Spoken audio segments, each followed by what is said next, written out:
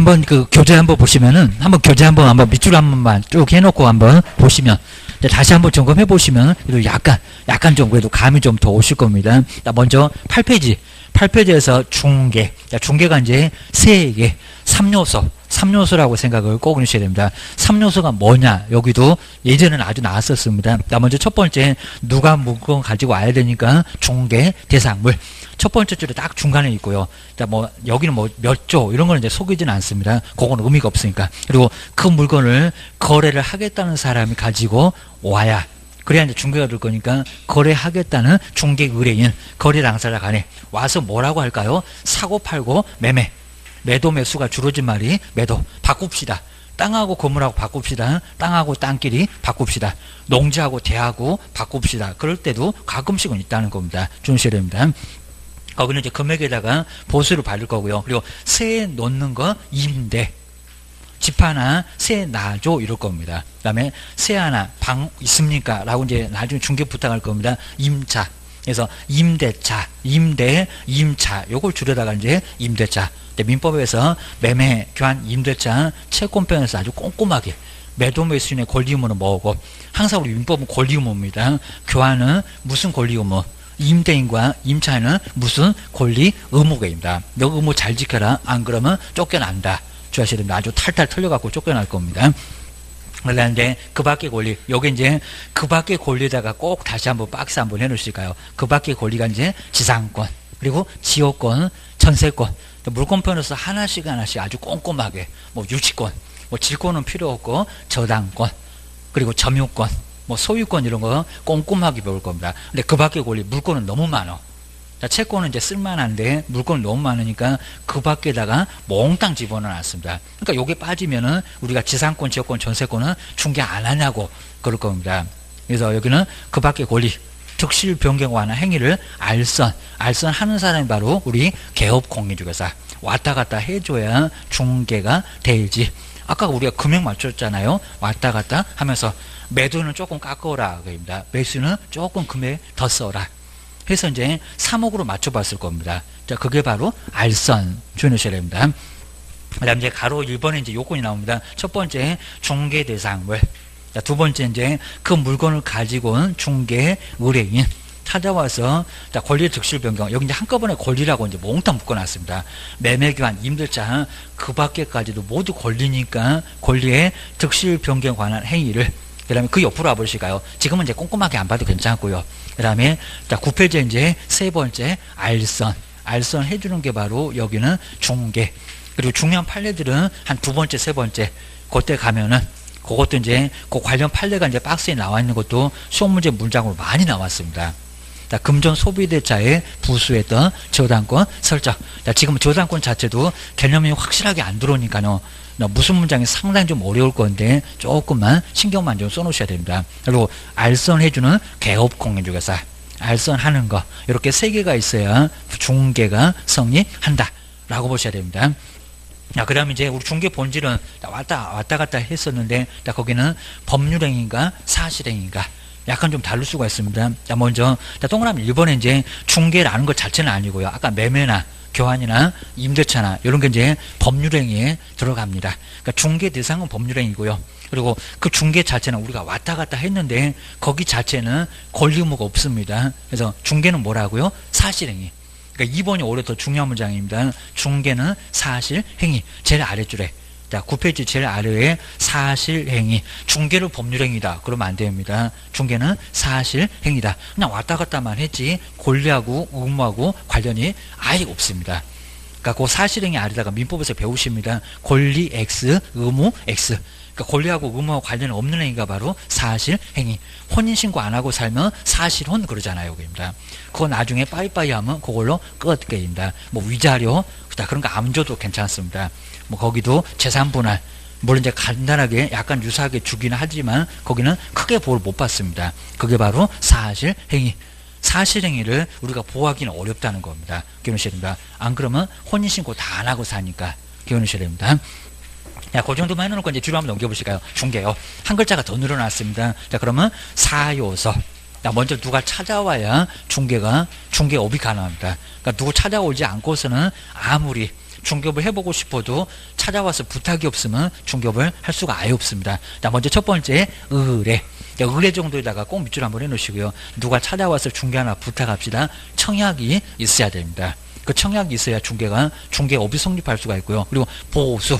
정말 보수는 아주 중요한 문장이니까 보수 박스를 꼭 해놓으시고요. 자, 시험 문제가 그렇게 나올 겁니다. 보수를 받지 않아도 중개업이다. 그건 아니다 그입니다. 보수를 받아야 중개업이 되고, 그리고 그 보수를 안 받으면 중개업을 할 수가 절대 없다는 겁니다. 집에서 쫓겨나게입니다. 아주 머리끄댕이 뽑힌다고 했습니다. 그죠? 보수를 받아야 중개업이 되죠게입니다. 사무소 유지할래도 돈, 이 왼수 같은 돈이 있어야 중개업이 될 수 있을 거라는 겁니다. 자, 아무리 정말 있는 거 재산밖에 없다고 수십억 챙겨놨다가 나중에 결국에는 본인 지쳐갖고 보수를 제대로 못 받으면 하기가 정말 어렵습니다. 주의하셔야 됩니다. 그 다음 중개를, 그리고 업에다가는 꼭 동그라미 한번 해놓으실까요? 밥 먹듯이. 자, 그 업이 빠지면 안 됩니다. 밥 먹듯이 하는 게 바로 뭐다? 중개업이다. 자, 중개업이라고 이제 점검해 놓으셔야 됩니다. 자, 그리고 이제, 자, 거기에 이제 한번 제목에 보시면은, 자, 먼저 다른 사람의 의뢰. 첫 번째 나왔죠. 여기 이제 굵게 써져 있는 그것만 보시고요. 너무 심하게 볼 거 없습니다. 그거 세부적으로 내지는 않습니다. 두 번째, 보수. 자, 세 번째로 바로 오실까요? 돈. 그 다음 이제 세 번째가 중개를. 그리고 바로 앞에다가 우리 사라고 좀 써놓으실까요? 요거 이제 네 번째는 중개업. 업이 바로 이제 중개. 자, 옆에 4번 앞에, 자, 업의 앞에다가 사. 자, 네 번째. 그러니까 네 번째 요소가 바로 꼭 중개업은 업으로 마지막에 꼭 끝나야 됩니다. 뭐 다른 거저도 이제 4번 해놓고 자, 이런 식으로 따로 떼가지고 이제 예를 들기도 합니다. 주무셔야 됩니다. 자, 중개업은 몇 개 요소다? 4요소. 중개는 3요소. 3요소, 4요소 꼭 점검해 놓으셔야 됩니다. 자, 시험 문제에서 꼭 빼먹으니까 주의하셔야 됩니다. 자, 그 다음 이제 11페이지에서 이제 세 번째, 우리 개업합시다. 마지막에는 정말 꼭 개업을 생각을 하셔야 됩니다. 가장 마지막에 개업을 해야 이제 실력도 엄청 늘고요. 그 다음 이제 나중에 책임을 몽땅 지니까 제대로 안 할 수가 없습니다. 자, 먼저 공인중개사 자격을 취득하여 그러면 안 되고요. 자격증 없는 사람이 있으니까. 거기 이제 종류에 나오네요. 바로 자격 얘기는 전혀 없고요. 그러니까 자격증 없으면 등록이 안 되는데, 하다 자격증 없는 사람도 개업이라고 하니까 여기는 자격증 얘기는 안 하고 있다는 겁니다. 자, 지금 현재는 다르니까 자격증 따고 나서 사무소 개설 등록하게 될 건데, 하여튼에 요 용어정에서는 자격 얘기는 안 한다는 겁니다. 주의하셔야 됩니다. 그래서 이제 공인중개사 자격증 X라고만 좀 써놓으시고요. 자격증 얘기는 없이 필요 없다는 게 아니라 없이 그냥 중개사무소에 뭘 하신 분? 등록. 사무소하고 등록에다가 꼭 밑줄을 좀 잘 넣으시가요. 다른 거 전혀 묻지 않습니다. 사무소 갖고 개업하니까 사무소. 그리고 그 사무소를 허가내는 게 아니라 뭐 한다고요? 등록을 하니까 사무소에 등록하신 분을 바로 뭐라 합니까? 개업 공인중개사. 옛날에 중개업자라고 했었던 용어가 개업 공인중개사로 완전히 달라졌습니다. 뭐 중개업자 중자도 안 나올 거니까 개업 공인중개사라고 기하셔야 됩니다. 그 다음에 가로 2번에 뭐 요건 시험 문제감은 아닌데 회사 차려서 하는 법인 통계가 나와 있는데 딱 1%고요. 그러니까 100집에서 한 집만 회사 차려서 법인으로 할 수가 있고요. 분사무소도 들 수가 있습니다. 그거는 한 3주 정도 가면 이제 하게 될 거고요. 자, 두 번째, 공인중개사인, 우리 같이 이제 자격증 따가지고 개업하는 개업 공인중개사인, 바로 공인중개사. 야, 여기 있네요. 부칙. 법 아래쪽에 부칙이 있습니다. 부칙. 요 사람이 바로 자격증이 없습니다. 자, 부칙에 규정된, 전문은 몰라도 괜찮습니다. 부칙에 규정된 개업 공인중개사. 자, 부칙 아래다가 요 분이 바로 공인중개사 자격 X. 아까 신고만 하면 중개업을 할 수 있었던 시절이 잠시 있었다는 겁니다. 지금은 이제 안 돼요. 여기입니다. 딱 90년까지 가능했습니다. 바로 부칙.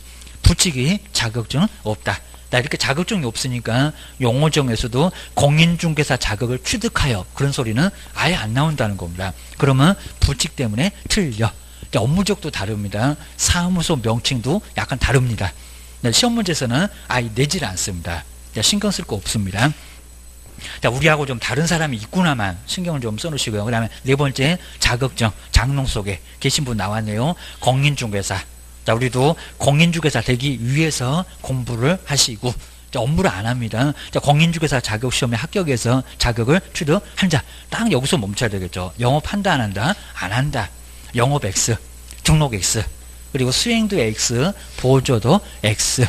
장롱 속에다가 자격증 고이 매셔 놓으셨다. 아주 코팅까지 해갖고 안 써먹으신 분.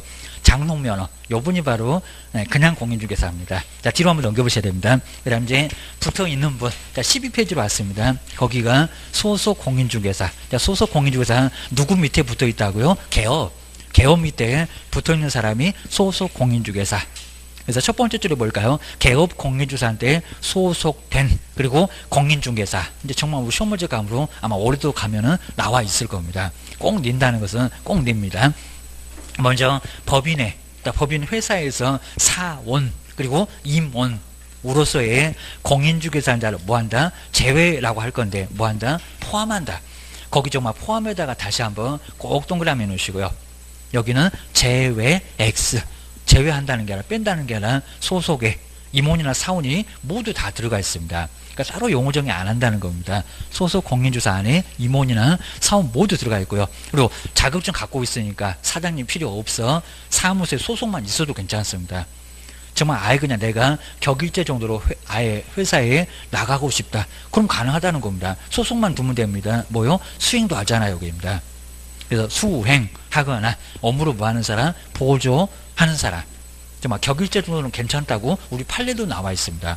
아무 문제 없다. 소속만 두면 괜찮다라고 기억을 해주셔야 됩니다. 업무를 다 할 수가 있고요. 그래서 이제 우리 소속 공인중개사도 사장님하고 똑같이 저 뒤에서 나올 건데 실무교육 받고, 그러니까 2년마다 욕하면서 2년마다 이렇게 2년 전을 하면서 욕하고 연수교육 받아야 됩니다. 13만원 깨지고 8만원 깨지고 그럽니다. 저도 이제 여기 강의 나오기 전에 실무교육 연수교육 하고 오다 보니까 이제 많이 보게 됩니다. 하여튼 실무교육 받는 분 소속, 사장님하고 똑같은 연수교육 받으신 분 바로 소속 공인중개사라고 하셔야 됩니다. 자격증 갖고 있으니까 업무 수행할 거니까 알아야 된다. 연수교육 2년마다 엄청 바뀌잖아요. 주기적으로 바뀐 것도 알아야 된다. 연수교육. 자, 그런 의미를 갖고 있습니다. 그 교육도 한 문제가 반드시 나옵니다. 그 다음에 중개보조, 자격증 없는 분, 요 분이 바로 이제 누구? 중개보조. 말 그대로 보조만 하실 분, 커피 타고 뭐 하실 분, 청소만 하실 분입니다. 수행은 할 수 있다 없다? 수행하게 되면 3학년 자그마치 얼마라고요? 3반. 나중에 무등록 중개업 이제 그때 보실 겁니다. 정말 3년 이하 징역이나 그리고 3천만 원 이하 벌금을 당할 수가 있다는 겁니다. 크게 문제가 발생합니다. 먼저 박스 7개 나와 있습니다. 자, 먼저 중개보조, 공인중개사가 아닌 자로서. 아마 시험장에 가보시면 공인중개사가 아닌 자로서 이 문장이 분명히 빠져 있을 겁니다. 그래서 공인중개사가 아닌 자로서를 박스를 좀 잘 해놓으시고요. 그러니까 시험장 갔을 때 문장이 좀 짧아 보인다. 아마 딱 느낌도 어느 정도 오게 됩니다. 그리고 개업 공인중개사한테 뭐 소속되어. 자, 그 옆에 보실까요? 중개대상물에 대한 뭐 현장 안내, 맨날 운전만 해야 되니까 너는 아주 운전기사입니다. 현장으로 안내만 하고요. 그리고 커피 타고 청소만 하잖아요. 여기다 확인 설명 그러면 안 됩니다. 일반 서무 등. 자, 이런 식으로 법에다가 할 일을 아주 자세하게 언급을 해놨습니다. 법정 그렇게 복잡하게 안 하고 그 밖에 이렇게까지 하는데도 네가 할 것은 현장 안내요. 커피 타고 청소만 해야 돼. 이게 바로 이제 일반 서무. 그냥 문지기입니다. 문지기. 자, 그 정도로 정말 아주 서럽습니다. 억울하면 자격증 따봐라. 고소리합니다. 그 옆에 이제 개업 공인중개사의 업무하고 중개업무 관련된 단순한 업무를 뭐 한다고요? 보조. 보조에다가 다시 한번 꼭 동그라미 한번 해놓으시고 보조. 자, 보조하는 사람이 누구? 중개 보조원. 결국에 보조원이라고 했으니까 보조로 끝날 수밖에 없을 겁니다. 수행은 된다 안 된다? 안 된다. 그리고 교육도 다릅니다. 직무교육 3시간 4시간밖에 안 됩니다. 잠깐 오전에 졸다가 보면 우리 수업처럼 졸다가 보면 끝나는 교육이 바로 직무교육입니다. 3시간 4시간밖에 안 되고요. 우리는 4일을 빡세게, 정말 3일을 정말 빡세게 해야 될 정도로 아주 상당히 골치 아픕니다. 주셔야 됩니다. 그래서 이제 아예 나중에 또 보시게 될 거고요. 그 다음에 뭐 13페이지에 용어, 요건 조금 많이 어려우실 겁니다. 자, 오늘 보면 괜히 또 쓰러지시니까 어느 정도는 간단하게 이 정도는 봐주시고요. 그 다음에 중개대상물. 자, 더 중요한 게 이제 중개대상물. 정말 딱 한 문제만 내라 그러면 용어도 빼버립니다. 중개대상물. 뭐 얘는 아예 안 낼 수가 없을 겁니다. 자, 먼저 박스 한번 보고 가실까요? 첫 번째 토지. 자, 두 번째 정말 토지가 없으면 건물도 없고 사람도 없고. 자, 건물도 공중부양시켜야 됩니다. 공중에다 매달아 놔야 됩니다. 그 말이 안 될 거입니다. 토지가 있어야 그 위에 건물, 그 위에 사람이 있을 수가 있을 겁니다. 먹고 살 수도 있을 겁니다. 그 다음 이제 토지 건물 외에 이제 중개 거의 안 하니까 그 밖에 해놓고 이제 법에서는 2개만 정해놓고요. 시행령으로 넘겨버렸습니다. 시행령. 한번 뒤로 한번 넘겨보셔야 됩니다. 야, 우리 교재도 정말 잘 넘어가네. 올해 이제 시행령 해가지고 임목. 중개 잘 안 하는 것들. 임목 중개는 거의 안 해요, 게입니다. 두 번째, 공장도, 광업도 너무 크다 보니까요. 우리 중개사무소에 온다, 안 온다, 거의 오기는 좀 어렵다. 그래서 이제 공장제다, 광업제다. 이렇게 바로 5개가 바로 뭐 중개 대상물. 첫 번째 1번, 2번 토지 건물 아주 중요하니까 법에서. 그 다음에 나머지 것들은 잘 안 하니까 시행령에서 2개, 3개 나란히. 요것만 갖고도 시험 문제가 됩니다. 나란히 바로 따로 정해놨다는 겁니다. 그것만 한번 참고를 좀 해놓으셔야 됩니다. 그렇게 해서 이제 우리 중개 대상물은 내용 정도가 이제 하나 정도는 반드시 꼭 나오게 되니까요. 한번 이제 참고를 한번 해놓으시면 좋을 것 같습니다. 이제 용어보다도 정말 더 중요한 게 바로 중개 대상물. 바로 이제 14페이지 정도에서 한번 간단하게 보겠습니다. 이 정도로 해서 이제 요건 정말 아주 뭐 더 중요할 정도로 이제 시험 문제감으로 뭐 안 낼 수가 없는 14번째 중개 대상물. 중개할 때 이제 대상으로 삼는 물건이 바로 뭐라고요? 중개 대상물. 금방 보셨네요. 5개. 요 5개가 이제 중개 대상물. 시험 문제가 이제 내용으로 나오거나 다음 중에서 중개 대상물은 그래서 이제 중개 대상물 좀 찾아보라는 중개 대상물 몇 개냐? 아니면 또 기억이니까 디귿인가 이런 식으로 시험 문제 내볼 수가 있다는 겁니다. 분명히 낼 수밖에 없습니다. 먼저 첫 번째 정말 토지가 없으면 아무것도 우리 보통 생각 안 하겠지만 토지가 없으면 우리가 살아갈 수가 아예 없을 거라는 겁니다. 한번 생각해 보셔야 됩니다. 이제 토지는 하나의 연속되어 있는 공간이고요. 개론에서 그래서 이제 토지 그러면서 그림도 막 그려놓고 그럴 겁니다. 그래서 토지 하나의 연속되어 있는 공간인데 사람이 오고 인위적으로 이렇게 쪼갤 수밖에 아예 없다는 겁니다. 그래서 이제 번지수 이제 지번을 부여했네요. 1번, 2번, 뭐 3번, 4번 이런 식으로. 그건 이제 지적에 관한 법률 등에서 공간정보 이런 법에서 이제 배우게 될 거고요. 이런 식으로 이제 사람이 인위적으로 쪼개서 뭐에다가요. 먼저 첫 번째 토지는 등록을 먼저 하게 됩니다. 이 정도는 우리 시험 문제감을 거의 안 내긴 할 건데 등록을. 그러면서 이제 소재 면적 이런 것들은 바로 등록을 토지대장에 바로 토지는 토지대장에 임야 같으면 임야대장에 이런 식으로 이제 소재 면적을 다 올려놓을 거고요. 근데 공간정보법에서는 토지대장에 뭐 있니? 여기도 임야대장에 뭐 있니? 이런 식으로 물어보게 될 거라는 겁니다. 한번 정해 놓으셔야 됩니다. 공법은 있니 없니 하면서 물어볼 겁니다. 그리고 소유권 지사권 있니 없니 이렇게 물어보게 될 겁니다. 그다음에 요거 그려놨겠죠. 그러면 지적도 도면이라고 해서 이제 지적도 그리고 임야에 있으면 임야도 그다음 이제 경계점 좌표 등록부 이런 식으로 이제 여러 공부를 배우게 될 겁니다. 이렇게 등록을 먼저 해놓고요. 그다음 이제 두 번째가 이제 등록 다음에 뭐라 합니까? 순서 바꾸면 안 됩니다. 그러니까 등기부터 먼저 할 수 있는 게 아니라 뭐부터 먼저 하라고요? 등록부터 먼저 하게 돼 있다는 겁니다. 그리고 이제 요 등기. 등기는 이제 소유권 아까 보셨던 것처럼 이거 소재지가 아닙니다. 소유권 권리. 그리고 소재지나 면적은 보이는데 사실관계라고 합니다. 보이는데 소유권은 보입니까? 안 보입니까? 안 보여요. 내가 요거 소유권 가지고 있는데 권리가 안 보이잖아요. 입니다. 그래서 추상적이라고 많이 합니다. 소유권. 그 다음에 지상권. 요거 이제 하나씩 다 배우실 거고요. 그 다음에 전세권, 뭐 지역권도 있기는 할 건데, 입니다. 전세권 등. 이런 식으로 이제 권리는 토지대장에 있는 게 아니라, 물론 이제 소유권도 토지대장에 있기는 하지만, 권리는 어디입니까? 지금도 등기부 그러시면 안 된다는 겁니다. 용어 달라졌습니다. 지금 뭐라고 합니까? 우린 배우시니까 아직도 이제 등기부라고 쓰는데 등기사항을 뭐 한다고? 등기사항을 증명할 수 있는 뭐라고 합니까? 문장을 좀 풀어놨잖아요. 등기부 등본 그러면 약간 애매하잖아요. 등기부 등본 처음에 뭐 들어보았을 때는 이게 뭔 소리야 이제 그럴 겁니다. 근데 여기 나오잖아요. 등기사항을 요런 등기사항을 증명할 수 있는 서류. 등기사항 증명서. 이런 식으로 용어를 완전히 바꿔놨다는 겁니다. 그래서 지금도 등기부 등본 그러고 계시면 안 된다는 겁니다. 배워갖고 그런 소리 하고 계시면 안 되고요. 그래서 이제 우리 매도 매수인도 등기부 등본 그래야 조금 더 편하긴 할 건데 없어진 용어라는 겁니다. 얘들은 아예 못 알아들을 겁니다. 뭔 소리 할 거예요. 그러니까 주민센터 옛날에 뭐 동사무소 이런 것들 주민센터 이렇게 다 바꿔놨잖아요. 아직도 호적 가족관계 등록부구만 기억해 놓으셔야 됩니다. 자, 그러면서 이제 등기상 증명서에는 표제부 이렇게 나올 거고요. 우리 신문 가면 다 나옵니다. 표제부, 그 다음에 갑부, 그 다음에 뭐 울구. 자, 권리는 여러 가지가 있잖아요. 입니다. 그래서 이제 먼저 표제부에는 토지 대장에 있는 거, 소재 면적을 여기다가 표시를 해놨으니까요. 등기상 증명서에도 소재 면적이 나온다는 겁니다. 지목도 나와요. 시험 문제도 물어봐요. 주셔야 됩니다. 근데 만약에 토지 대장의 소재지와 그 다음에 등기상 증명서 소재지가 다르면 어떻게 할 거냐. 그런 것도 시험 문제가 나온다는 겁니다. 그건 정말 단골 문제입니다. 그러니까 소재지가 토지 대장에 A라고 돼 있는데 등기상 증명서는 B라고 소재지가 그렇게 돼 있다는 겁니다. 그럼 어느 놈이 더 우선합니까? 그죠? 사실관계니까 지금 이제 몰라도 괜찮습니다. 사실관계는 대장에, 그리고 소재지가 바뀌면 등기부를 먼저 뜯어 고치는 게 아니라 등기상 증명서가 아니라 뭐 저 대장 측량부터 하고 나중에 대장에 올리니까 어느 게 더 우선한다고요?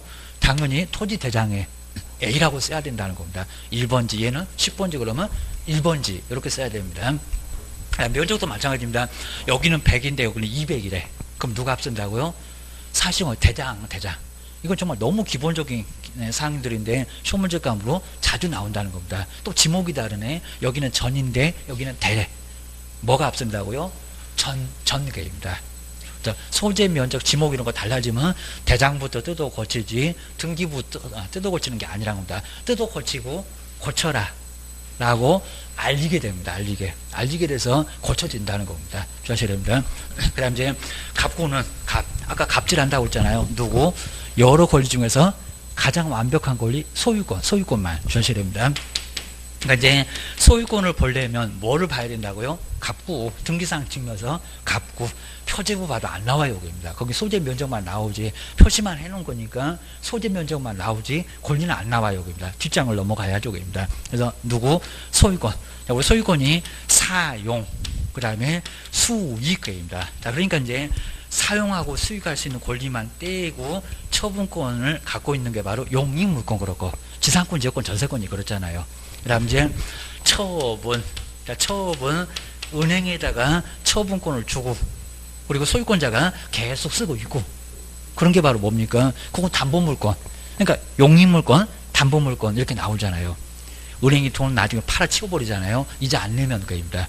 이런 식으로 용익물권, 처분할 권리 은행에 주면은 담보물권 이렇게 하게 됩니다. 이런 식으로 이제 사용 수익 처분을 완벽하게 다 할 수 있는 권리가 뭐라고요? 그거는 소유권. 가장 완벽한 권리는 소유권에는 갑구에만 나오지 다른 건 절대 안 나온다는 겁니다. 주셔야 됩니다. 그다음에 금방 보셨네요. 우리 을구에는 용익물권. 자, 용익물권은 아주 물권의 성격이 강하니까 용익물권 3개, 담보물권도 몇 개, 나란히 사이좋게 담보물권도 3개. 그건 민법에서 배울 거고 여기서 더 알려달라고 하면 안 되고 입니다. 여기는 담보물권 이런 식으로. 자, 물권 성격이 너무 강하니까 나란히 사이좋게 3개씩 유치권, 질권, 그 다음에 저당권 이런 게 바로 담보물권이라고 볼 수가 있습니다. 근데 이런 거는 다 어디가 있다고요? 울구에 지상권 어디 갑구에서 찾고 있고 아주 난리가 납니다. 30년 쩔어봐도 안 나옵니다. 어디? 울구. 아주 의구 그럴 겁니다. 어디 있다고요? 울구에 있다고 합니다. 갑만 소유권만 갑구에 있고 나머지는 모두 몰아놨다는 겁니다. 지상권, 지역권, 전세권 찾으려면 울구를 보세요. 입니다. 한 장을 더 넘어가야 됩니다. 주셔야 됩니다. 자, 그런 식으로 해서 이제 이렇게 이제 한번 등기까지 이렇게 하게 될 거고요. 그 다음 이제 뭐 토지는 이제 여기서 이제 등기 하게 될 건데, 토지는 필로서, 이렇게 필로서 나눠놓을 건데, 요게 바로 필이 될 수 있을 겁니다. 자, 필로서 이렇게 거래가 됩니다. 필로서 바로 이제 여기는 거래가, 이렇게 거래가 된다고 할 건데, 우리 시험 문제 뭐 여기까지는 안 나올 겁니다. 그래서 우리 개론에서 필진입, 획진입 이런 것들을 이제 배우게 될 겁니다. 우리 개론에서는 자주 나와요. 의미를 알아야죠, 됩니다. 이런 식으로 이제, 그리고 괜히 또 나중에 물어보면요, 도대체 필은 몇 평이 한 필입니까? 이런 식으로 물어볼 건데, 쪼개기 나름이라는 겁니다. 한 평도 필이 될 수 있고, 100평도 될 수가 있고, 10평도 될 수 있고, 쪼개기 나름이니까, 입니다. 정해놓은 게 아예 없다는 겁니다. 등록만 가능하면 필이 될 수 있는 거지, 이게 몇 평입니까? 그러면 아주 촌스러운 거. 말이 안 된다는 겁니다. 이런 식으로 이제 정리를 좀 해놓으셔야 됩니다. 토지. 자, 두 번째가 이제 건물 쪽으로 한번 볼까요? 우리 토지하고 건물이 거의 시험 문제 나오니까 요거는 너무 기본적인 거라도 꼭 정리를 잘 하셔야 됩니다. 나중에 여기 이제 뭐 광물 되냐 안 되냐, 대토권 되냐 안 되냐 그런 것들은 나중에 좀 배우셔야 됩니다. 건물 보실까요? 자, 건물 이제 건축법에서도 용어 배우실 건데, 자, 먼저 비바람을 막아줄 반드시 뭐는 써야 됩니까? 지붕. 자, 먼저 이렇게 지붕이 없으면 건물이 될까요? 뭐 안 될까요? 이제 뚜껑 열려 있는 집은 말이 안 될 겁니다. 그냥 뭐 별을 봐서 좋기는 좋을 것 같은데 이건 건물이라고 볼 수가 아예 없다는 겁니다. 그래서 뭘 반드시 써야 된다고요? 지붕입니다. 우리 용어정의 주택관리사는 이미 시험 문제 나왔습니다. 지붕 뭐? 지붕 과. 그래서 주택관리사는 뭐라고 나왔냐면 여기다가 지붕 또는 이렇게 나왔다는 겁니다. 아마 우리 공법 교수님도 그러실라나요? 여기다가 또는 그러면 안 됩니다라고 해갖고 정말 아주 꼼꼼하게 보라 할 겁니다. 공법도 말장난해요. 이 정도 너무 기본이라고 합니다. 그래갖고 실험할래 이제 그럴 겁니다. 또는 그러면 안 되고요. 여기 반드시 지붕과 그리고 그러니까 지붕은 열려 있으면 절대 안 된다는 겁니다. 그런데 벽이 없어도 기둥이 튼튼하게 되면 여기는 서 있을 수 있다는 겁니다. 그 다음에 기둥 없어도 벽은 이게 내력벽 하중을 다 받아줄 수도 있다는 겁니다. 자, 그러면 기둥 없어도 건물은 될 수 있다 없다? 될 수 있다. 없다고 하시면 안 된다는 겁니다. 그러니까 여기가 선택이라는 겁니다. 그래서 옆에 있는 벽이나 그리고 기둥은 뭐라고 되어 있습니까? 기둥은 여기가 또는 이건 꼭 정리해 놓으셔야 됩니다. 공법에서도 이 정도는 꼭 말장난합니다. 이미 우리하고 거의 유사한 시험, 주택관리사 시험에서는 오히려 우리가 나와야 될 건데 아마 이거 쉽다고 안 냈을 정도입니다. 이런 식으로 또는 그러니까 여기도 벽하고 기둥이 무조건 다 있어야 되는 거 아니라는 겁니다. 그냥 지붕하고 벽 있어도 건물, 그리고 지붕하고 기둥만 있어도 건물이 될 수 있다는 겁니다. 뭐 벽은 그냥 간단하게 쳐놓고 하고입니다. 이 정도로 해서 이제 여기는 요 3요소일 건데, 지붕은 정말 필수적인 요건인데, 요 둘 중에서 하나 선택을 할 수가 있다는 겁니다. 이렇게 정리를 좀 해놓으셔야 됩니다. 자, 그러면서 이제 우리 건물에서는 장내 건물, 여기 이제 정말 중요할 건데, 이제 분양권, 입주권, 이제 이런 것들은 이제 꼭 정리를 좀 해놓으시고요. 그리고 매년 시험 문제가 꼭 나온다는 것들은 정말 꼭 나오고 있습니다. 자, 정리를 좀 잘 해놓으셔야 됩니다. 자, 먼저 이제 세 번째가 이제 장내. 자, 지금 현재 있는 게 아니라 장내 건물도 중개 대상으로 될 수 있을까요? 없을까요? 될 수 있어요. 자, 이게 없다는 게 아니라 될 수 있다는 겁니다. 앞으로 지을 거라고. 건물 철거하고 나서 3년 후에 아파트 같은 거 이렇게 지을 수 있잖아요. 여기입니다. 그러니까 지금 현재 꼭 있는 것만 중개 대상으로 되는 게 아니라는 겁니다. 장내도 가능해요. 주의하셔야 됩니다. 근데 여기서 이제 주의할 게 첫 번째 입주권. 자, 입주권하고 이제 분양권. 시험 문제가 이건 안 나오면 정말 매년 나옵니다. 매년 안 나오면 정말 아주 선생이 얻어맞든지 출전들이 이상하든지 이 정도로 나중에 욕 뒤지게 얻어먹습니다. 이건 정말 꼭 나와야 된다는 겁니다. 안 나올 수가 없습니다. 자, 입주권하고 이제 두 번째 분양권. 자, 근데 분양권. 부동산 거래 신고에서는 약간 좀 다르게 보는데, 먼저 입주권, 분양권. 근데 요 입주권은 청약저축 통장 같은 것을 이제 우리 법령에서는 바로 청약저축, 이렇게 청약저축, 바로 이제 통장 등을 여기서 이제 입주권이라고 합니다. 입주권. 그러니까 입주할 수 있는 권리가 바로 입주권. 근데 입주권은 중개가 될 거냐 안 될 거냐입니다. 뭐 신문제 정말 꼭 나올 수밖에 없는, 요거는 중개가 안 된다는 겁니다. 자, 여긴 중개가 안 된다라고 기억을 꼭 해놓으셔야 됩니다. 왜냐면은 통장 정도만 갖고 있으니까요. 아직 당첨도 안 됐어요. 그냥 200만 부어놨어요. 300만 부어놨어요. 한 달 2년 정도는 지났어요. 당첨될 수는 있지만 당첨은 아직 안 됐다는 겁니다. 그러니까 중개가 된다 안 된다. 그러니까 여기에 투기를 조장할 수 있다는 겁니다. 우리 주택법 등에서도 볼 겁니다. 거기도 막 3학년 3반 나옵니다. 통장 중개 안 돼요. 크게 문제가 된다는 겁니다. 그러니까 통장을 갖고 있는 사람이 스스로 하는 건 괜찮은데, 우리가 개업공개사가 사무소에서 그거 중개하고 막 보스 받고 이러면 큰 문제가 발생한다는 겁니다. 교도소 가요. 3학년 3반으로 증서로 큰 문제가 된다는 겁니다. 중개가 아예 안 됩니다. 이건 이제 증서라고 해서 나중에 3학년 3반에서도 검증에서도 볼 겁니다. 증서. 이건 안 된다는 겁니다. 당첨돼야. 그 다음에 분양을 받아야. 그래야 이제 중개 대상으로 될 수가 있다는 겁니다. 통장만 갖고 있다가 당첨될 수 있겠지만 당첨된 것도 아니고 계약서 쓴 것도 아니니까 안 된다 라고 정리해 주셔야 됩니다. 그럴 수밖에 없는 게 이제 한 300만 원 정도 이렇게 부어놨는데, 그리고 당첨될 수 있을 정도로 한 2년 정도 이렇게 경과됐고, 그 다음 이제 막 순위도 막 1순위고, 자, 이러면은 이렇게 순위가 좀 늦은 사람들, 아직 부어놓지 않는 사람들, 나중에 요걸 사보려고 아주 난리가 날 겁니다. 요거 이제 중개가 되면 1000만 원 들어가. 그리고 1,000만 원 내가 더 줄게, 2천 더 줄게, 막 3천 줄게. 아주 세종시 아주 난리가 날 겁니다. 줄 서가고 아주 난리가 날 겁니다. 우리 중개사무소 번호표 막 나눠주고 있습니다. 이러면 요것들이 뭐합니까? 그죠? 프리미엄 받고 피. 그러면서 이제 피 볼 사람들이 이렇게 많이 생긴다는 겁니다. 이거 다 투기잖아요. 문제가 되잖아요. 뭐하러 직장 나가니? 나 벌써 700 벌었네. 네가 700 벌었니? 나는 1,000만 원 벌었네. 1,000만 원 벌냐니까 직장을 다 때려치웁니다. 그리고 나중에 통장만 만들기 시작합니다.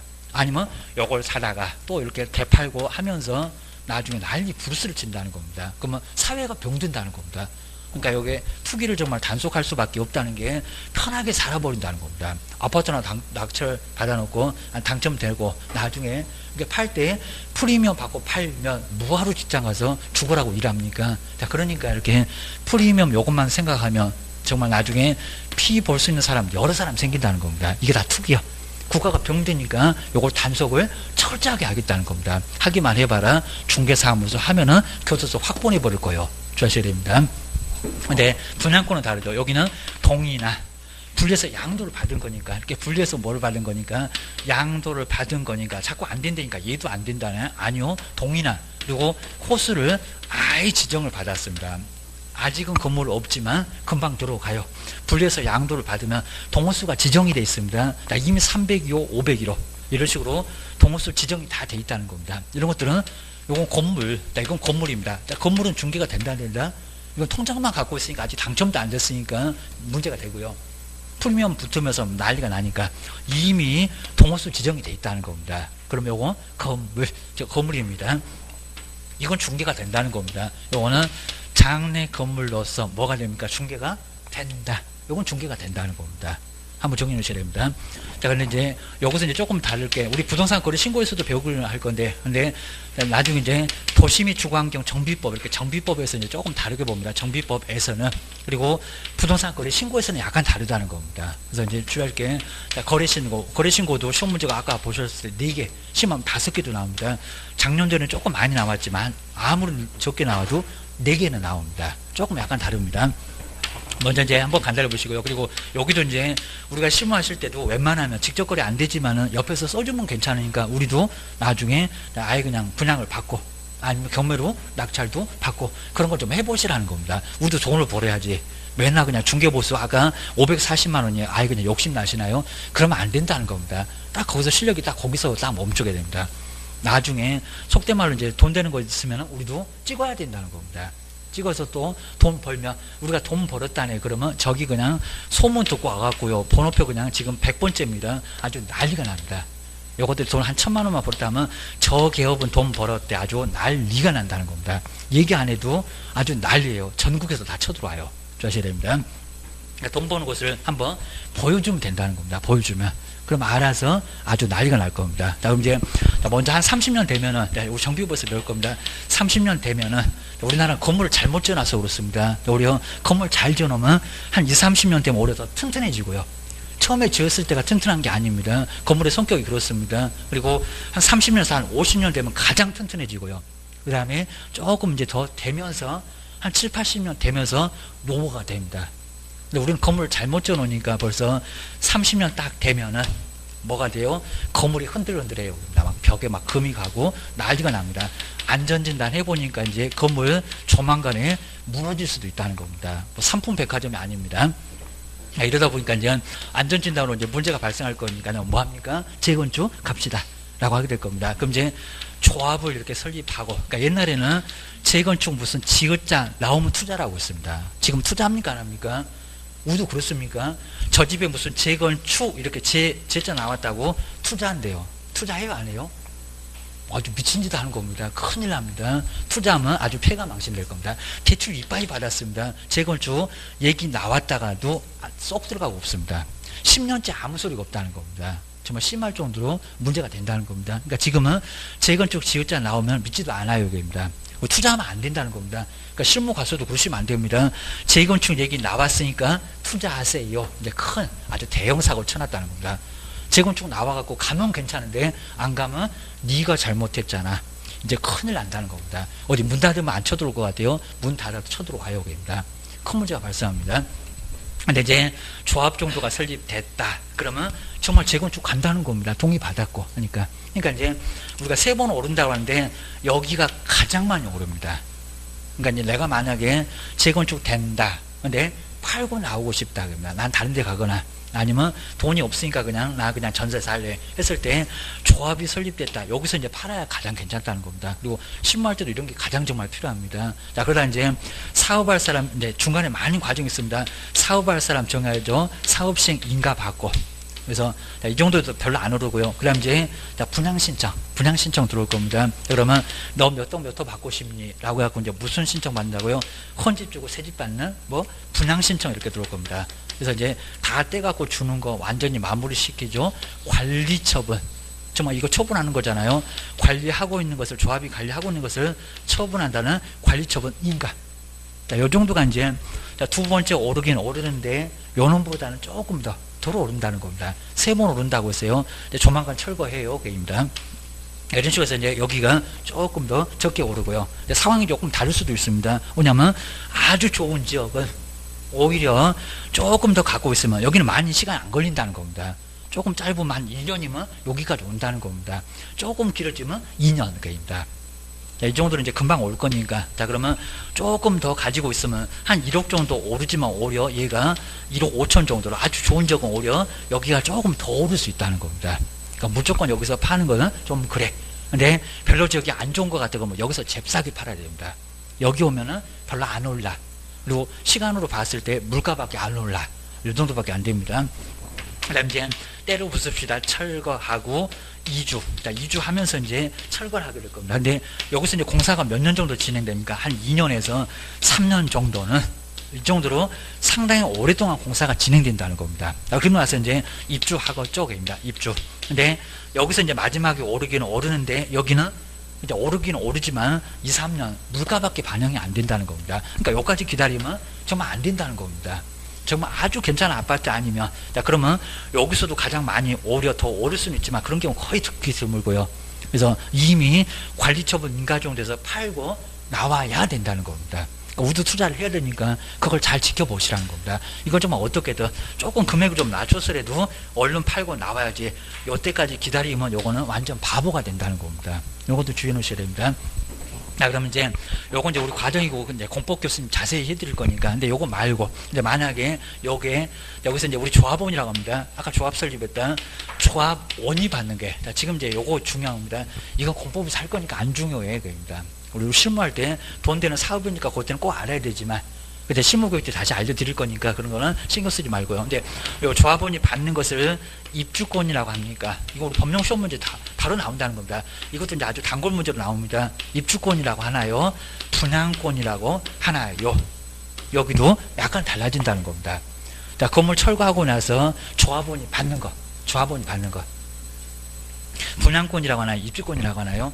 그러니까 처음에는 요게 조금 많이 어려우실 건데 분양권, 입주권. 이게 완전 다릅니다. 여기가 입주권입니다. 그럼 분양권은 뭐예요? 그입니다. 분양권은 여기서 안 사러. 근데 옆에서 살다가 보니까 저 아파트 엄청 좋아지겠다라고 해가지고 받는 걸 뭐라 합니까? 요건 분양권. 오늘은 꼭 요 정도를 알고 가시라는 겁니다. 그래서 자, 거래신고도 분명히 시험 문제 나오지만 입주권 분양권을 구분 못한다 그러면 이건 정말 아주 크게 정말 망신입니다. 정말 아주 망신 중에 개망신입니다. 주의하셔야 됩니다. 선생 이름이 누구냐고 물어보시면 아예 그냥 제 이름 되지도 말아야 됩니다. 자, 그렇게 해가지고 요거는 분양권. 그러니까 여기 이제 우리 보통 계약하는 것처럼 계약금 치르고 중도금 치르고 잔금 치르고 들어가는 거입니다. 자, 그게 바로 이제 분양권. 근데 우리 조합원은 입주권이죠. 입주권이면 대지권도 있을 거고, 그 다음에 건물 가격도 있을 거고, 그게 이제 권리 가격을 평가해서 깔아놓고, 이렇게 권리 가격으로 해서 깔아놓고 해서 이제 만약에 요게 3억으로 들어간다면, 대지권 자체가 한 2억 5천 정도 되면은 얼마만 더 지불하면 됩니까? 조합원은 5천만 원만, 3억이니까. 요건 이미 다 깔려 있는 거니까 대지권 한 10평 정도 깔려 있고, 땅가격 평가하니까. 그리고 건물 좀 한 거지만 다 감정평가해갖고 2억 5천 이미 깔려 있다고요. 입주권은. 그러니까 차액만 요 차액만 내면 추가 부담금, 그러니까 지금 추가 지불액이라고 용어가 달라졌습니다. 요것만 내면 따끈따끈한 아파트 받는 거. 이게 뭐라고요? 입주권. 근데 분양권은 뭡니까? 3억 그대로. 그러면 계약금 3천 내고, 아까 1억 정도 내고, 나머지, 그죠? 나머지 한 1억 7천 정도 내고 들어가는 거입니다. 요게 바로 분양권. 자, 분양권입니다. 자, 주인의실입니다. 자, 그러면서 이제 한번 이제 정리 좀 해볼 수 있게. 자, 그러면 우리 투자할 때도 이제 아파트는 높은 게 좋겠어요? 높은 거 좋겠어요? 아니면 그래도 좀 낮은 거. 그러니까 5층짜리가 좋겠어요? 무슨 아파트가 5층이냐 그럴 겁니다. 저거 뭐 5층은 5개층 그러니까 입니다. 지금 5층짜리 있습니다. 5층짜리. 아니면 20층짜리 높은 거. 자, 어느 게 더 좋겠습니까? 자, 공부 안 해보시면 당연히 20층 이러고 있을 겁니다. 20층 아주 미쳤네 그입니다. 20층이 좋겠어요? 5층이 좋겠어요? 왜 그러겠냐고. 그렇죠. 예, 그럼 우리 선생님 약간 좀 아실 것 같은데, 여기 이제 5층이면은 5층 층수가 낮잖아요. 그러면 대주권이 어떻게 하겠어요? 아파트 밑에 깔려 있는 거 5층밖에 안 되니까. 자, 보통 통상적으로 한 25.7평도 10평 될까 말까. 얘는 막 30평이나 될 정도로, 저 5세대. 요 세대수가 정말 적으니까 5개층이면은 한 10세대로 나누든지 얼마 안 나누잖아요. 그러니까 대주권이 엄청 크다는 겁니다. 결국은 땅만 남잖아요. 자, 그러다 보니까 금액 크고. 그러니까 여기는 추가 부담금 없이 그냥 3억 넘어가네. 저기 서울의 한남 뉴타운. 오히려 나중에 저 건물 짓고 나서 나중에 다 집에다가 다 넣어주고 4천만 원 추가금을 더 준대요. 돈이 남아갖고. 아마 더 남을지도 모릅니다. 자, 그 정도 돈을 내는 게 아니라 돈을 주겠대요. 주겠다고. 자, 그 정도로 사업성이 아주 괜찮다는 겁니다. 자, 이런 식으로 이제 내게 될 겁니다. 근데 20점 보라는 겁니다. 20점. 왜냐면은 5층 정도면 대주권도 이제 크고 권리가격도 엄청 나왔지만 건물을 더 높게, 용적률을 안 빼먹었으니까 더 높게 지어서 한 15층을 더 지어서, 자, 그러면 돈이 아주 철철 남을 겁니다. 여기서 일반 분양분 해서 요대로 다 받으니까 공사대금 털고도 돈이 남어. 결국에는 그냥 1+1도 될 수가 있을 겁니다. 내가 집 하나 더 줄게. 이런 식으로 조합원한테는 특혜가 더 나올 수 있다는 겁니다. 그러니까 우리 서울에서도 여러 단지가 있는데요. 5층짜리가 가장 먼저 재건축 걔만 1번 타자로 가고요. 나머지는 다 같은 단지인데도 아예 안 가고 있습니다. 상계동이 정말 그러고 있습니다. 이런 경우는 요거 하나만 8단지만 해가지고 거기 5층이니까 그놈만 재건축하고요. 지금 다 30년 넘었는데 다른 쪽은 다 대기를 하고 있다는 겁니다. 근데 여기는 이미 20점을 다 빼먹었죠. 그러면 용적률을 다 빼먹었으니까 더 높게 지을 수 있다 없다? 못 짓는다입니다. 그래서 이게 무슨 3종이 무슨 준주거적 됩니까? 그렇게 어렵다는 겁니다. 자, 그러면 빼먹을 게 없으니까 또 그대로 20층으로 지어갖고 그럼 아주 허리 휘어질 겁니다. 자, 공사대금 다 부담을 누가 해야 됩니까? 조합원자 요 분이 다 부담을 해야 된다는 겁니다. 그 정도로 문제가 된다는 겁니다. 이런 것들 따져보셔야 됩니다. 나중에 이제 한 30년 넘은 같은 걸 대상으로 해서 이제 이게 경매로 매매로 안 나오면 경매로 나오니까 이런 것도 좀 높게 낙찰을 받아가지고 나중에 요 단계에서 팔고 나오면 된다는 겁니다. 그 정도 꼭 신경 써서 우리가 공법을 잘하니까요. 일반인들이 전혀 모른다는 겁니다. 우리 아주 빡세게 배우니까 요 과정을 배우면서, 그리고 우리한테 물건이 들어오잖아요. 이거 왜 소개합니까? 우리가 낙찰을 받든지 우리가 매매를 하든지 내가 직접 낙찰 받아도 아니고 내가 직접적으로 뇌명으로 써도 괜찮습니다. 옆에만 써주면. 직접 거래니까 간접 거래하면 괜찮다는 겁니다. 동기가 써주면 돼요. 아무 문제가 없다는 겁니다. 뇌명이 해도 괜찮다는 겁니다. 팔아도 괜찮다고요. 또 팔 때는 옆에서 계약서만 써주면 아무 문제가 없다는 겁니다. 그냥 품앗이 밥 한 번 사면 되잖아요. 너 쓸 때 내가 써줄게 해주면 된다는 겁니다. 이런 것들 잘 보셔야 됩니다. 자, 그렇게 해서 이제 이런 식으로 해서 이제 우리 공법이 정말 많이 도움이 좀 되고 한다는 게, 이런 것들 좀 배워놓으시면 나중에 어디가 돈이 될 건지 이런 것들 다 연구가 다 돼 있다는 겁니다. 이런 것들 이제 보시면서 공법도 빡세게 공법으로 막 공포의 법이라고 하고 아주 기겁을 합니다. 공법. 이렇게 이제 공법이 공포의 법이래. 공포.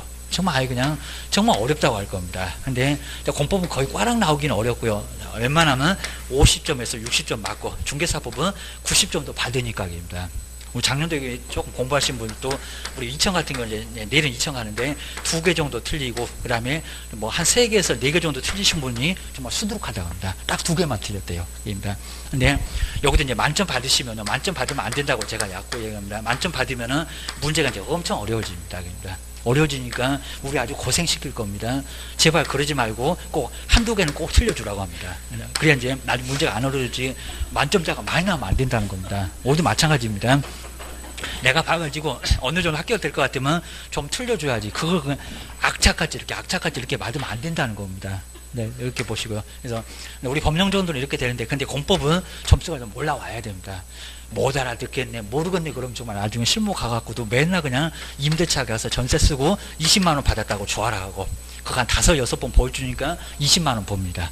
그 정도면 정말 아주 투자하기가 어렵다는 겁니다. 좋은 물건 나오면 우리가 먼저 찍고, 그 다음에 우리가 다 살 수는 없으니까 남으면 팔고, 그 다음에 나중에 안 좋은 거는 안 좋은 것은 아주 진상들이 하나 있을 겁니다. 돈 된다고 하세요. 그럽니다. 돈 될 수 있다고만 해가지고 진상들은 안 좋은 물건들 팔아갖고 아주 연맥이고, 우리가 그렇게도 할 수 있다는 겁니다.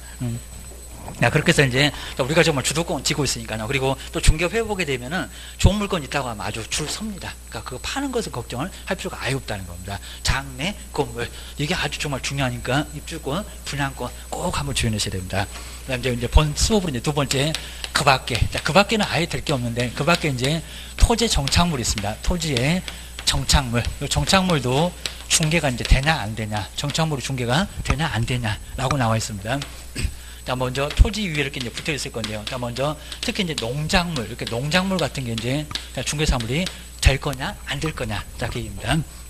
먼저 땅 소유권자는 우리 갑이고요. 갑이고, 그리고 남의 땅 위에다가 불법적인데 농작물, 뭐 벼 같은 거, 그다음에 뭐 사과 같은 거, 이런 거 바로 재배를 해놨다는 겁니다. 배추 이런 것들입니다. 자, 그랬을 때 누구한테 소유권이 있습니까? 경작자. 이건 민법부터 다 나올 겁니다. 농작물은 경작자한테 소유권이 있다는 겁니다. 자, 그랬을 때 이제 여기서도 이제 우리 중개, 개업 공인중개사가 중개를 할 수 있느냐 없느냐입니다. 할 수 있다 없다? 한다고 문제는 안 삼는데 중개사물에 들어갈까요 안 들어갈까요? 안 들어가죠. 토지 건물 아니고, 그리고 이것도 땅 위에 있지만 정착물이지만 건물 같은 거 아니라는 겁니다. 그러니까 농작물은 중개가 된다 안 된다? 안 된다. 그냥 문장으로만 나옵니다. 그다음 이제 명인방법을 갖추긴 갖췄다는 겁니다.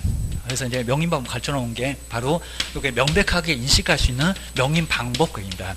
명백하게 인식할 수 있는 방법으로. 그러면 새끼 둘러놓고, 그리고 이제 여기서 의리, 바로 여기서 뭐 과일나무 같은 경우에 의리 바로 소유권자라고 이렇게 목찰 같은 거 세워놓고, 아니면 또 나무에다가 표시해놓고, 자, 그런 것들이 바로 명인방법입니다. 명인방법을 갖추었는데, 명인방법을 갖춘 수목은 되는데 명인방법을 갖춘 미분리에 아직 따지 않는 나무 열매가 있다는 겁니다. 이런 게 또 시험 문제 나온다는 겁니다. 과실 이런 거는 중개가 된다 안 된다? 안 된다. 자, 이런 것도 중개 자체가 되지는 않아요. 너무 불안해요. 그입니다. 그러니까 이 나무에 달려있는 열매는 안 되고요. 명인방법을 갖춘 수목은 되는데, 이것도 시험 문제 14회 등에서 나왔습니다. 이거는 중개가 되는데 그 나무에 달려있는 열매는 된다 안 된다? 안 된다.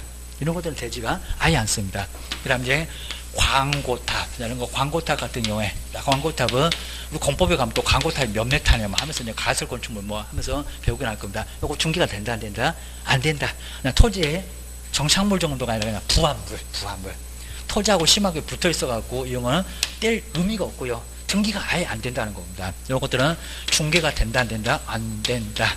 그리고 뭐 차량, 우리 차량인데 이동용 차량주택입니다. 이거 뭐 차량주택인데 바퀴 달려갖고 왔다 갔다. 이동용 차량주택은, 이렇게 차량주택은 된다 안 된다? 이것도 안 된다고 합니다. 그냥 건물이 바퀴 달려갖고 왔다 갔다 하냐고 합니다. 눈 뜨고 일어나 보니까 없네요? 이런 건 말이 안 되잖아요. 그러니까 건물이 발 달려갖고 왔다 갔다 합니까? 그런 거 아니니까. 이거는 동산이나 다름없다는 겁니다. 이동용 차량주택, 이런 것들 중개상은 아니다. 공중전화 박스, 이런 것들은 다 중개 대상이 아니라는 겁니다. 자, 그런 게 화필이면 또 시험 문제 나온다. 민법에도 나오고, 등기도 나오고, 공법에도 나오고. 자, 기억하셔야 됩니다. 자, 그런 것도 이제 아주 중요할 거고요. 그 다음 이제 세 번째가 임목. 몇 가지 이제 다 왔습니다. 자, 임목부터는 거의 시험 문제가 안 나오긴 하는데, 자, 먼저 임목은 이제 나무, 갑, 바로 이제 토지 소유권자입니다. 자, 토지 소유권자가, 그 다음 이제 자, 자기 땅 위에다도 가능하겠지만, 을이 이제 여기다 이제 수목을, 이렇게 이제 수목을 재배를 했을 겁니다. 그래서 땅을 빌려다가 이제 수목을 이렇게 이제 재배해 놨고요. 근데 주할 게 이제 우리 임목은 먼저 첫 번째 등록부터 먼저 하고요. 등록부터. 그러니까 시군 구에 가서, 이런 절차 거의 없는데 시나 군이나 구에 가서 먼저 등록을 합니다. 그래서 임목대장이 만들어진다는 겁니다. 그 다음에 나무를 뭐까지 했을 때, 등기까지 했을 때, 자, 이러면 이제 수목이 등기까지 되면 뭐라고? 이게 이목이 된다는 겁니다. 그러니까 꼭 주의할게, 등기까지 된 나무를 이목이라고 하지, 등기를 안 한 나무를 이목이라고는 안 한다는 겁니다. 등기 안 하면 수목, 등기를 했을 때 이목이 됩니다. 이목 주셔야 됩니다. 이목이 되면 이제 우리 임목등기상 증명서, 우리 아까 토지처럼 건물처럼 여기도 표제무 등기상 증명서가 만들어집니다. 표제무 나무가 몇 그루 이제 이런 것들도 다 나오고요. 그리고 나무의 나이도 나옵니다. 다 표시를 하니까 입니다. 그리고 갑구에는 나무의 소유권자가 나오고요. 그다음 이제 을구에는 나무의 제한물권, 이거 저당권도 나올 수 있다는 겁니다. 나무도 담보가 돼요. 자, 은행에서는 저당권 설정하면서 나무 담보 가치가 한 3억 나가니까 1억 빌려줄게 라고 해서, 자, 갑구에는 임목의 소유권자가 나올 수도 있고요. 그 다음에 저당권자도 나올 수 있다는 겁니다. 자, 그러면서 땅 위에, 그리고 주인이 바로 다르다고 하더라도 요 임목은 중개가 된다 안 된다? 이거 된다는 겁니다. 그리고 여기도 마찬가지잖아요. 금액 나오면 바로 나중에 이제 요거 병이 살 건데 우리 A 개업 공인주사가 요거를 중개 얼마든지 가능하다는 겁니다. 근데 등기된 것까지 다 보고해야 됩니다. 자, 그것도 안 하고 그냥 나무 상태에서 중개, 그러면 큰 문제가 발생한다는 겁니다. 나중에 소유권자 아니면 어떡할 거요? 큰 문제가 발생한다는 겁니다. 주셔야 됩니다. 그래서 이제 확인할 걸 다 확인하고 나서 이제 중개해야 이제 문제가 없다는 겁니다. 자, 그 정도 보셔야 됩니다. 그다음에 네 번째, 다섯 번째는 이제 같이 묶어도 괜찮은데요. 공장재단. 그 다음에 다섯 번째가 광업재단. 그래서 두 개는 원리가 똑같으니까요. 두 개 법도 똑같은 원리를 적용을 하고 있습니다. 그나마 이제 세 번째, 네 번째, 다섯 번째 점점 더 어려워지는데 시험 문제는 거의 잘 안 냅니다. 너무 신경 쓸 건 없습니다. 먼저 공장재단, 광업재단은 재산에, 그리고 단체라는 겁니다. 단체면은 한 개. 이건 떼면 절대 안 된다는 겁니다. 공장재단의 토지를 따로 떼갖고 중개, 그러면 이미 대형 사고 쳤다는 겁니다. 절대 안 된다는 겁니다. 먼저 재산의 단체니까 공장재단, 광업재단은 토지도 있을 거고요. 그 토지 위에 건물도 당연히 있을 겁니다. 건물, 그리고 창고 같은 거, 그리고 주차장 같은 거, 이런 걸 바로 이제 공작물, 건물 말고 거주하는 거 말고, 그 다음에 공작물 같은 것도 있고, 그 다음에 각종 정말 기계, 기구 뭐 해서 여러 가지가 있을 겁니다. 기구, 그리고 전선 같은 것도 있을 거고, 그 다음에 차량도 있을 거고, 막 심하면 선박도 있을 거고, 날아다니는 항공기도 있을 거고, 해가지고 이제 이렇게 여러 가지가 있을 겁니다. 이제 공장재단, 광업재단 아주 독특한 게 첫 번째 소유권 보존 등기를 이렇게 먼저 하고요. 소유권 보존 등기를 바로 토지하고 건물을 먼저 이렇게 보존 등기를 하고 나서, 중요한 물건으로 공장 안에 있는 토지나 건물 이런 것들을 먼저 보존 등기를 하고 나서요. 그 다음에 이제 여기가 우리 시험 문제 가면 잘 안 나오는데 아주 중요한 게 그 두 번째가 이제 저당권, 이렇게 저당권 설정 등기를 합니다. 시기가 나와 있습니다. 그래서 저당권. 근데 여기서 이제 여기 저당권 돈을 빌려 쓰는 등기는 아닙니다. 명칭만 저당권 이렇게 설정 등기라고 하고요. 저당권 설정 등기를 하면, 자, 그때 이제 공장재단, 광업재단 등기상 증명서가 만들어지면서 이제 여기서부터 중개가 가능하다는 겁니다. 그러니까 이걸 우리가 확인을 해야 된다는 겁니다. 주셔야 됩니다. 근데 이 법에서 이제 요거 숫자는 거의 속여본 적은 없는데 여기가 10월, 이 법에서 그렇게 얘기하니까 없습니다. 10월 이내에 무슨 등기 했을 때, 저당권 설정 등기 했을 때, 자, 그랬을 때가 완벽하게 공장재단, 광업재단이 만들어지고요. 그 후에부터 이제 만약에 갑이 소유권자네, 그러면 을한테 이렇게 매매 과정에서 이렇게 다 만들어 놓고 나서 이 매매 과정에서 우리 병이 중개를 해야지, 이거 확인도 안 해보고 나중에 공장재단, 광업재단 수십억, 수백억이 나오니까요. 요거 중개 잘못하면 큰 문제가 발생한다는 겁니다. 자, 그렇게 해서 이제 갑이 을한테, 뭐 잔금 치르면 요 매수인한테 등기 넘어가겠죠. 등기까지 완벽하게 넘어가는 과정을 철저하게 신경 안 써주시면 이거는 큰 문제가 발생한다는 겁니다. 정말 공장재단, 광업재단 뭐 억대가 나옵니까? 수십억, 수백억, 수천억도 나옵니다. 그래서 이제 우리한테 거의 중개 안 오니까 크게 신경 쓸 건 없지만요. 여기도 중개 잘못하면 정말 큰 문제가 발생한다는 겁니다. 주셔야 됩니다. 근데 여기서 이제 우리 저당권 설정 등기라고 이렇게 명칭을 좀 다르게 하는 것은, 여기는 기계 등을 돈을 빌려 쓰는 등기가 아닙니다. 말이 안 되잖아요. 10개월 이내에 돈을 빌려 써라. 그런 게 아니라 명칭만 저당권이라고 했고요. 기계 등을 표시하는 등기. 토지 건물 말고 그 토지 건물 안에, 요 건물 안에 각종 기계, 밖에 나와 있는 뭐 기계, 기구, 전선, 전조, 선박이라든지 항공기, 차량, 이런 것들을 묶어놓은 등기입니다. 묶어놓은 등기. 이게 바로 저당권 설정 등기. 그러니까 명칭만 그렇게 불렸다는 겁니다. 저당권 설정 등기. 왜냐하면은 우리 공장재단은 소유권하고 저당권 두 개 권리밖에 없어요. 얘는 지상권이 안 나온다는 겁니다. 그러니까 소유권 다음에 저당권. 그러니까 저당권 설정 등기. 이게 이해가 잘 안 된다는 겁니다. 자, 꼭 주셔야 됩니다. 여기서 이제 10개월을 맞춰서, 그러니까 만약에 소유권 보존 등기 해놓고 12월, 그럼 이 소유권 보존 등기가 이미 무효가 됩니다. 그러니까 반드시 10개월을 맞춰서, 그러니까 빠르게는 할 수가 있을 겁니다. 소유권 보존 등기 하자마자 다 한꺼번에 다 묶어서 기계 등이 다 들어와 있으면 한꺼번에 묶을 수가 있는데, 아무리 늦어도 몇 개월이라고요? 10월 이내에 소유권 보존 등기 후에 저당권 설정 등기 했을 때, 기계 등이 다 표시가 됐을 때 완벽하고요. 우리가 확인을 해야 된다는 겁니다. 이거는 여러 가지 목록으로 막 나올 겁니다. 수개 여러 개가 될 거니까 이런 거 확인하고 나서 문제 없다 그랬을 때 계약을 하라는 겁니다. 이건 정말 크게 문제가 되니까 소유권 보존 등기 다음에 저당권 설정 등기. 근데 요걸 많이 속여 볼 겁니다. 시험 문제가 6월 이럴 겁니다. 6월 아니요 10개월이면 괜찮아. 요것도 아니고 여기다 1년 그래 놓으면 이미 늦었구만. 소유권 보존 등기 무효구만. 뭐 1년 이내 이거 말이 안 되잖아요. 그럽니다. 선생이 그러디 그럴 겁니다. 그러니까 말이 안 될 거니까요. 바로 소유권 보존 등기 후에 10개월을 맞춰서 저당권 설정 등기 했을 때 공장 재단이 완벽하게 구성이 되어 있고, 그 다음에 등기된 상태에서 요걸 매매 중개할 수 있다는 겁니다. 그래야 문제 없고, 정말 심하게 문제가 되면 거래사고, 요걸 거래사고라고 합니다. 거래하면서 사고를 내놓으면 우리가 다 책임져야 된다는 겁니다. 정말 이게 심하다는 게, 그럼 만약에 요게 100억이라는 겁니다. 100억. 그럼 파산 신청하실 겁니까? 파산 신청하시면 요 파산 신청하자마자 나중에 결격, 이제 중개업 때려치우세요 이렇게 떨어집니다. 이렇게 문제가 된다는 겁니다. 결국 사유 문제가 된다는 겁니다. 자, 면책 받아야 중개업할 수가 있고, 이 정도 문제가 되고요. 그러면 파산 신청을 안 하면 이건 나중에 빚으로, 빚으로 이제 협회 등에서 한 1억 내주고요. 그 다음에 막 재산 있으면 재산 압류 들어갑니다. 우리 집도 팔아버릴 수가 있다는 겁니다. 이 정도로 문제가 되니까, 심하게 문제되니까 확인을 정확하게 해야 된다는 겁니다. 그러니까 이걸 안 물어볼 수가 없다는 겁니다. 정리를 꼭 해놓으셔야 됩니다. 자, 시험 문제는 이제 심하게는 안 물어보지만 한번 정리를 꼭 한번 해 놓으셔야 되고요. 요 정도까지만 한번 보겠습니다.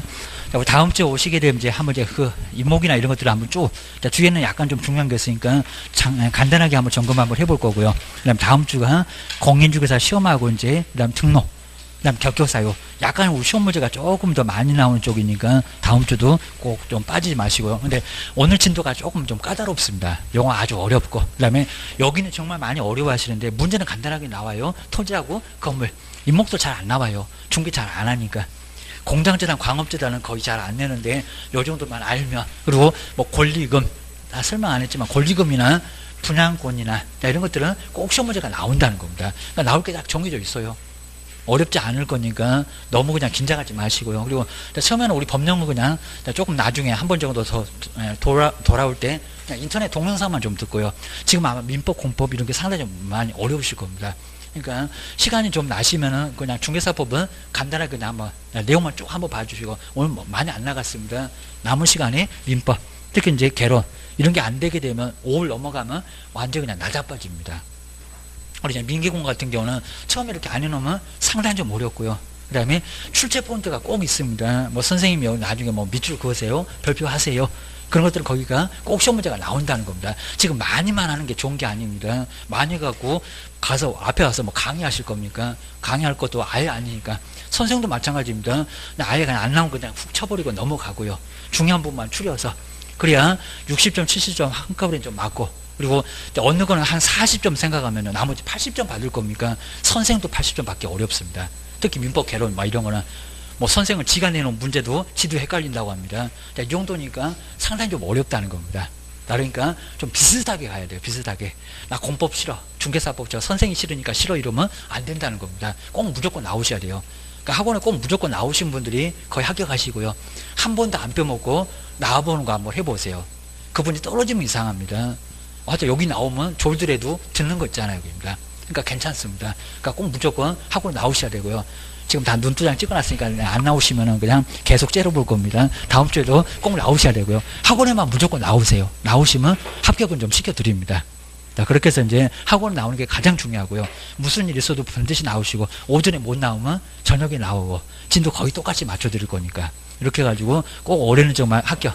좀 늦었지만 올해는 무조건 합격하셔야 됩니다. 복 많이 받을 게 우리는 합격입니다. 합격하시면 됩니다. 고생 많으셨고요.